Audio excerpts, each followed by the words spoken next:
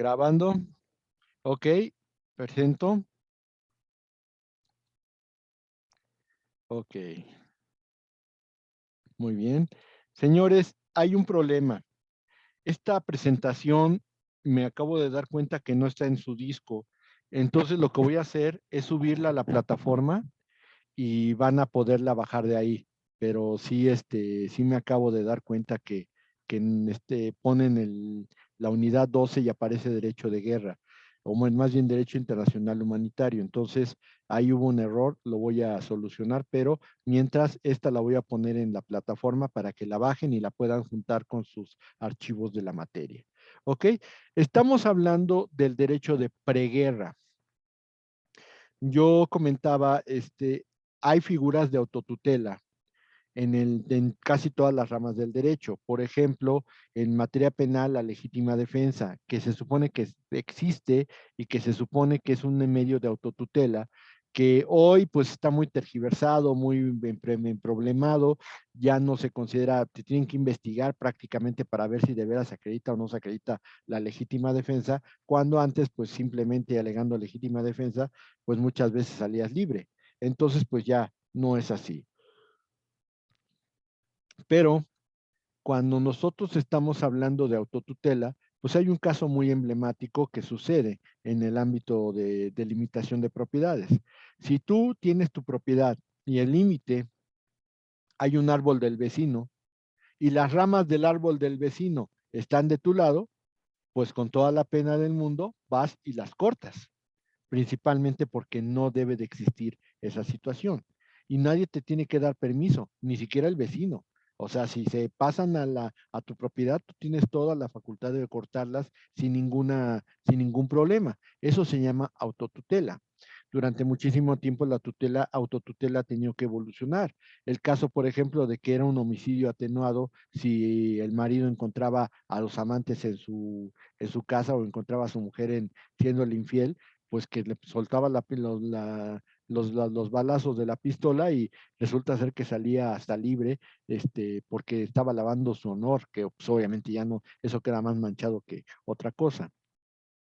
Pero la autotutela se ha ido perdiendo cada día más en las figuras del derecho procesal y realmente la autotutela y en este caso el derecho de guerra, pues ha quedado también muy en entredicho. Pero nosotros hablamos de este derecho preguerra porque su definición es cuando las relaciones internacionales se deterioran tanto entre dos países que parece que no hay otra solución más que irse a la guerra. Y cuando estamos hablando de una situación así, estamos hablando de un caso en donde las relaciones internacionales están verdaderamente mal, pero verdaderamente mal. Entonces, este, cuando las relaciones internacionales en donde se supone que la amistad debe prevalecer, en donde se supone que la paz debe prevalecer, se rompen, pues lo que va a ocurrir es que desgraciadamente va a existir la situación de la autotutela en el orden de que se puede ir a la guerra un país y no se va a considerar que es algo alevoso ni que es algo grosero, sino que es una forma de resolver controversias. Pero este estado de preguerra implica muchas cosas que van dirigidas hacia la guerra y vamos a encontrarlas en una serie de cuestiones que lo tenemos aquí. Por ejemplo, la guerra ya no es como antes. Primero, ¿por qué? Porque para que lleguen a la guerra, pues la verdad es que tiene que pasar muchas cosas. Pero además, lo que antes se decía que no era motivo de guerra, está empezando a ser motivo de guerra. Parece que los conflictos ya están surgiendo en la vida estatal de los individuos y se contagian hacia afuera. Yo ponía el ejemplo que el caso de Florence Cassé, cuando Nicolás Sarkozy vino a México para tratar de checar con Calderón qué onda con esta señora, y que prácticamente Sarkozy le puso un complot bueno, un ultimátum a Felipe Calderón, se tuvieron que hacer las investigaciones correspondientes, se tuvo que resolver por medio de la Suprema Corte de Justicia, y la Suprema Corte de Justicia le dio la libertad, pero nada más porque dijo había problemas en el debido proceso. No es que la hayan liberado, o sea, eso lo tomaron los medios de comunicación como una situación de que la liberaron porque era inocente, no es cierto. La liberaron porque había faltas en el debido proceso. Y lo que hicieron los señores franceses es que inmediatamente que ya la tenían libre en el juzgado, lo que hicieron fue agarrarla, llevarla, protegerla, mandarla al aeropuerto y automáticamente mandarla en un avión hacia Francia. Pero esa condición en la cual ya había alguna malestar entre Francia y México, a final de cuentas se resolvió y ya no llegó la situación a más. Pero cada día estamos viendo que los problemas internacionales surgen en la vida estatal interna de los estados y de pronto, ¡pum!, como Coca-Cola o como agua mineral empieza a botar para arriba y entonces hasta se sale del vaso. Pues es lo mismo, los estados ya no pueden contener ciertos conflictos internacionales y a final de cuentas esto se genera en una situación de guerra.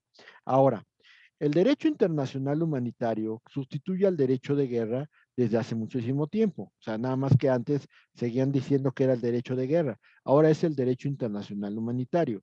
¿Qué es lo que busca el derecho internacional humanitario? Busca que se respeten los derechos del hombre en los conflictos armados y no importa si son de origen interno o origen internacional. Yo les tengo que recordar que en la teoría del reconocimiento hablamos de reconocimiento de beligerancia, que dijimos en un estado donde hay una guerra interna, a la parte no gubernamental se le puede dar reconocimiento. ¿Y para qué sirve ese reconocimiento? Para que se le aplique el derecho internacional humanitario. Es decir, que no se le aplique una situación de que los agarran y los matan y ya no pasó nada. No, si de acuerdo con el derecho internacional humanitario, los detienes y los tienes que mantener vivos, así de plano, como prisioneros de guerra. Y por lo tanto, no les puedes hacer nada.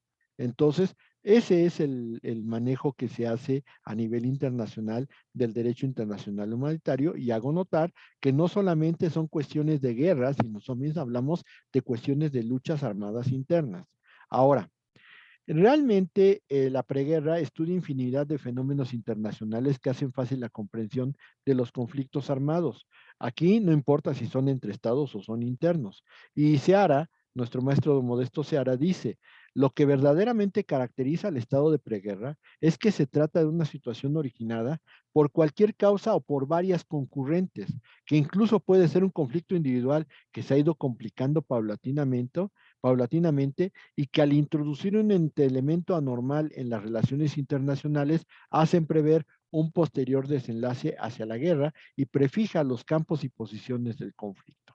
Eso es lo que deberíamos de entender por derecho de preguerra, pero pues hay muchas cosas que podemos platicar al respecto y que vamos a hacer. Por ejemplo, primera situación. Los conflictos armados responden a situaciones originadas en un país actualmente. Por ejemplo, Ruanda o Yugoslavia originaron una movilización internacional entre los años 92 y 97. El caso de Colombia y Ecuador en el año 2008, que también estuvo a punto de convertirse en una guerra entre países latinoamericanos. La invasión de Irak a Kuwait en 1991, que tuvo como una característica fundamental que fue la primera vez que los estados del Consejo de Seguridad aprobaron un ataque armado en contra de Irak para retirarlo de Kuwait. Y este fue el primer momento en el cual las acciones coercitivas de las Naciones Unidas en materia militar se utilizaron. Y también tenemos la tensión de las Coreas en el año 2017, muy reciente, porque empezaron a hacer experimentos, más bien pruebas nucleares los señores de Corea del Norte, y entonces Corea del Sur se estuvo preparando por si acaso Corea del Norte hubiera querido alguna invasión o algo parecido. Ahora, hoy tenemos que la jurisdicción penal internacional procura que los actos violentos de los estados sean castigados desde su origen y no se propaguen a nivel internacional. Existen actos de preguerra que aún deben ser analizados, pero no porque pues no han servido las diversas teorías para explicarse los conflictos armados. Desde los tiempos de San Agustín, pasando por Santo Tomás, que hablaba de las guerras justas e injustas, hemos encontrado que ninguna explicación puede servirnos para decir por qué se dan las guerras. Ninguna. Realmente, mejor nos preocupamos por una situación, que es la paz. La paz debe ser una obligación jurídica para todo sujeto internacional. No es ir a buscar la guerra o hacer la guerra nomás por hacerla, sino que simplemente hay que buscar la paz como sea. Y de preferencia una paz que sea duradera como una obligación jurídica de todo Estado o de todo organismo internacional. Eso es lo que ya nos va a servir para poder explicar la situación actual. No es la guerra, no es como quiera la guerra ha pasado por etapas como de humanización, después la paz como un conflicto social, la paz como la teoría de la guerra justa, la paz, la guerra como o algo que se puede prevenir, algo que se puede prohibir. Hay un tratado que habla de la prohibición del derecho de guerra y realmente cuándo va a poder solucionarse eso. La creación de la ONU, de la Sociedad de Naciones, que buscaban evitar la guerra hasta llegar a este momento. Y este momento es la paz, es tu obligación jurídica. No trates de hacer la guerra, trata de hacer la paz. Aunque duela, aunque sea difícil, aunque tú creas que no vas a poder, mejoras la paz. Es lo mejor, es lo que más nos puede ayudar en este mundo tan caótico. Y entonces, pues encontramos que actualmente esa es la visión de nuestro estado de preguerra. Hay que buscar la paz bajo cualquier circunstancia. Por lo tanto, el siguiente punto es la fuerza. Y no estoy hablando de Star Wars, por supuesto. No, el uso de la fuerza. La fuerza es cuando tú ocasionas un movimiento armado y tratas de resolver las cuestiones con fuerza, con tus medios de defensa. Sin embargo, la fuerza a nivel internacional tiene dos visiones. ¿Cuándo está prohibida? ¿Cuándo está permitida? ¿Cuándo está prohibida? Pues tiene dos obligaciones, una negativa y otra positiva. La positiva es, tienes un conflicto con otro país, busca la solución pacífica de las controversias de tu problema. No llegar a la guerra de manera inmediata. No decir, ay, me vale gorro los medios de solución, vamos a irnos a la guerra. No, la idea es, ve primero a buscar una solución pacífica. Es la única manera en que se van a ir evitando este tipo de situaciones que son tan discutibles en el medio actual. La obligación negativa es que tú no puedes hacer uso de la fuerza, es más, no puedes ni amenazar con usar la fuerza. Eso de, vas a ver, en el medio internacional, esa amenaza del uso de la fuerza y obviamente está sancionada. Por lo tanto, aquí tendríamos que pensar que la prohibición, la obligación negativa de la prohibición de la fuerza es que no se puede usar y es más, ni siquiera se puede amenazar con usar la fuerza. Ahora, eso es la situación de prohibición de la fuerza. Pero ¿cuándo está permitida la fuerza? Ahí vienen cosas muy interesantes. Primero, la primera utilización permitida de la fuerza, se habla de las acciones coercitivas internacionales, como cuando la ONU dice, pues vamos a hacer un desplazamiento de las Fuerzas Armadas de la ONU para poder solucionar un conflicto que ya está generado. Y como yo le comentaba, el año de 1991 es la primera vez que se ha utilizado este uso de acción coercitiva de la ONU por el asunto de Irak y Kuwait. Y a final de cuentas es el primero y la única vez que se ha logrado esa situación.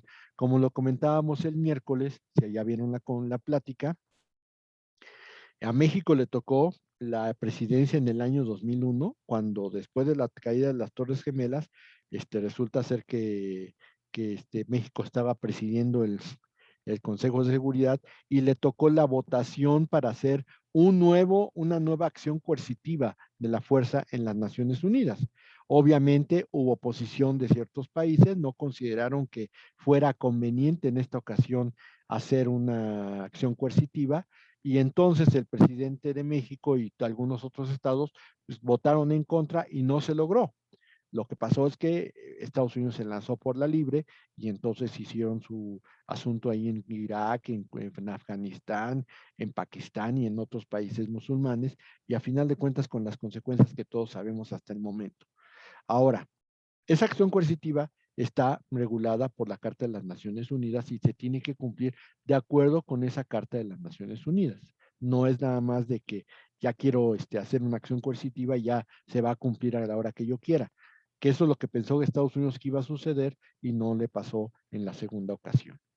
La legítima defensa también es un uso permitido de la fuerza. Si a ti te van a atacar, es de manera inminente y no tienes forma de escaparte, la legítima defensa. Y la legítima defensa puede ser individual, es decir, el propio Estado hace uso de sus propios medios de defensa, o puede ser colectiva, es decir, cuando tienes un pacto, un tratado con otros países y entonces al atacarte a ti, pues los otros países responden. Esa es una legítima defensa colectiva y técnicamente eso está permitido. En el caso, por ejemplo, de Estados Unidos, sabemos que ellos tienen un pacto militar que se llama el Tratado de la Organización del Tratado de Atlántico Norte. Esa OTAN es una liga de defensa y por lo tanto, si un estado de los que pertenecen a la OTAN es atacado, los otros responden. Es un uso legítimo de la fuerza. Entonces, ahí tenemos el uso permitido de manera colectiva. Y algo que me parece bastante retrograda es el ejemplo de la permisión del uso de la fuerza, y es contra ex enemigos de las Naciones Unidas. Terrible situación, ¿eh?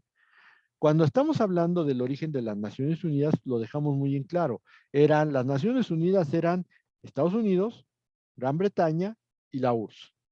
En algún momento Francia y en algún momento China. Pero esas eran las Naciones Unidas. Por lo tanto, cuando te dicen que contra ex enemigos de las Naciones Unidas, tendrías que enfocarte en Alemania, Italia, Japón. Y la pregunta que yo me hago es, a Chihuahua, si Japón, Italia y Alemania ya forman parte de la ONU, ¿no era lógico que se quitara eso de la carta? A lo mejor pensaron que iba a suceder lo mismo que pasó en la Sociedad de Naciones y por eso no lo quitaron, porque estaban previendo que estos tres países se volvieran a rearmar y volvieran a buscar este borlote internacional. Bueno, a final de cuentas, ya se cumplieron más de 50 años. La Sociedad de Naciones ni siquiera tardó 20 años en que se volviera a generar un problema bélico, pero aquí ya van 50 años y más y sigue avanzando y todavía no ni Alemania, ni Italia, ni Japón han querido hacer algo en contra del mundo. Por lo tanto, mi pregunta es, desde el momento que son parte de las Naciones Unidas, ¿no debieron de haber quitado la permisión del uso de la fuerza en contra de los ex enemigos de la ONU? Y yo pienso que sí, deberían de haberlo quitado. Creo, no sé si Alemania, Italia y Japón les sigue dando cosquillitas esto y no han pedido que se quite, pero pues la verdad es que la Carta de San Francisco no ha tenido muchas reformas a lo largo de la historia y si son reformas, son reformas cosméticas, no nada de fondo. Y es obviamente esa circunstancia sí se debería de quitar de la Carta de San Francisco. Pero bueno, ahí sigue y ahí seguirá secula seculorum. Bueno, aquí la situación entonces es que vamos a otro aspecto muy importante, que es el desarme. Nosotros sabemos que después de la Segunda Guerra Mundial lo que originó precisamente por el,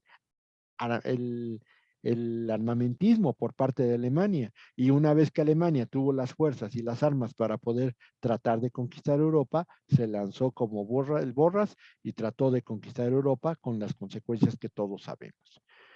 Eh, Al término de la Segunda Guerra Mundial, lo que ocurrió fue el bipolarismo, la Guerra Fría.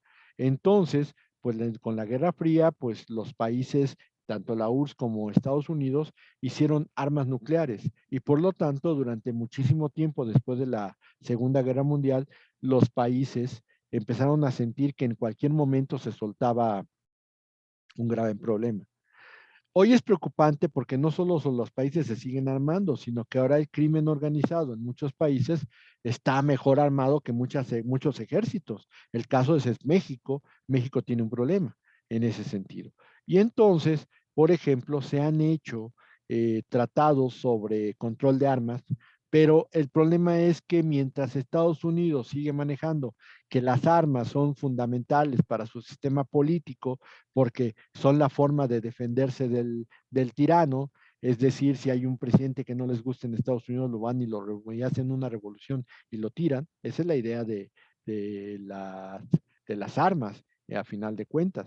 Entonces, pues la verdad está en que mientras tengamos países que sigan pensando eso, pues va a haber un problema muy grave en esta circunstancia. Pero, pues, como yo lo comentaba, pues el crimen organizado se está rearmando y está teniendo incluso hasta mejores armas que los ejércitos. Entonces, vamos, ocasiona una preocupación mundial porque, por ejemplo, China se ha preocupado en los últimos años por programas nucleares como los que se encuentran en Irán o el de Corea del Norte. Y el de Corea del Norte más preocupante para ellos porque Corea del Norte es colindante con China. Entonces, pues obviamente sí les preocupan ese tipo de cuestiones.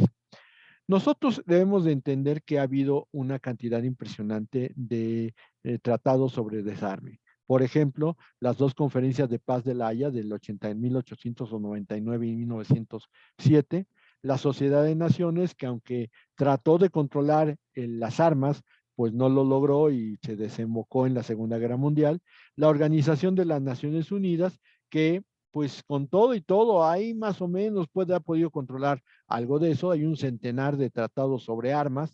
Tenemos el Tratado de Tlatelolco, obra mexicana, que es sobre la proscripción de armas nucleares en América Latina de 1967. Se supone que América Latina no tiene armas nucleares, ningún país.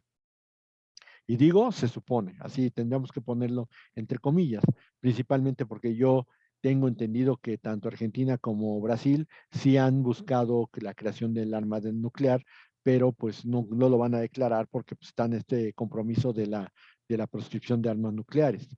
También tenemos el de no proliferación de las armas nucleares de 1968, también donde hubo mano de obra mexicana.